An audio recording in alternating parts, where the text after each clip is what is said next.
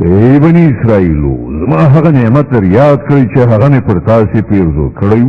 او دا چې د نړۍ پر ټولو ملتونو مې تاسې ته فضیلت در کړی او له هغې ورځې وویرېږئ چې هلته هېڅوک هېڅ چا ته یوه ذره په درد نه خوري نه د هېڅ چا سپارښتنه ومنله شي نه هېڅوک د فدیې په بدل کې پرېښودی شي او نه له ګناهکارانو سره له کوم لوري مرسته وکړی شي یاد کړئ هغه وخت چې موږ تاسې ته د فرعون له غلامۍ نه نجات درکړ هغو تاسې په سخت عذاب کې اخته کړي وئ ستاسې زامن یې حلالول او ستاسې لوڼې یې ژوندۍ ساتلې او په دې حالت کې ستاسې د رب له لوري پر تاسې لوی ازمویښت و در یاد کړئ هغه وخت چې ستاسو لپاره مو سمندر څیرې کړ نو تاسې مو وژغورلی او فرعونیان مو په داسې حال کې غرق کړل چې تاسو ورته کتل در یاد کړئ چې کله موږ موسی د 40 شپو ورځو په قرارداد راوغوښت نو تاسې د هغه پسې شا خوسکی په خدایي ونیو په هغه وخت کې تاسې له حده ډېر زیات تېری کړی و خو د هغې له پاسه هم موږ تاسې ته عفو وکړه چې ښایي اوس شکر کوونکي اوسئ یاد کړئ چې په همغه وخت کې چې تاسې دا ظلم کوو موږ موسی ته کتاب او فرقان ورکړ تر څو تاسې د هغه په وسیله سمه لاره ومومئ در یاد کړئ چې کله موسی له دې نعمت سره در ستون شو نو خپل قوم ته یې وویل چې ای خلکو تاسې په خدایي سره د خوسکي په نیولو په خپل ځان سخت ظلم کړی دی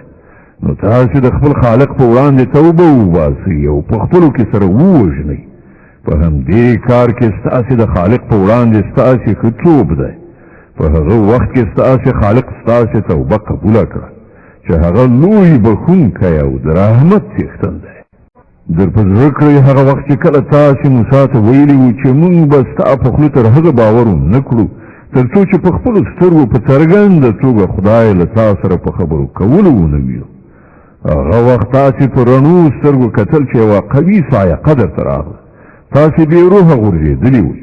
مګر بیا موږ ژوندي راپاڅولی په کار ده چې له دې ښېګڼې وروسته تاسې شکر وباسئ موږ ورېځ پر تاسې سوری کړ د من او سلوا خواړه مو درته برابر کړل او تاسې ته مې وویل چې کوم پاک شیان چې موږ تاسې ته روزي کړي دي هغه خورئ خو ستاسې پخوانیو چې څه وکړل هغه پر موږ ظلم نه و بلکې هغو خپله پر خپل ځان ظلم وکړ او یاد کړئ چې کله موږ ویلي وو چې دې کلي ته چې ستاسې په مخکې دی ننوځئ د هغه حاصلات چې څنګه مو زړه غواړي هغسې په خوند وخورئ مګر د کلي په دروازه کې د سجدې په حال کې ننوځئ او ووایي یا الله زموږ ګناوې وبخه موږ ستاسې خطاګانې در بخو او په نیکوکارانو به لا زیات فضل او مهرباني پیرزو کړو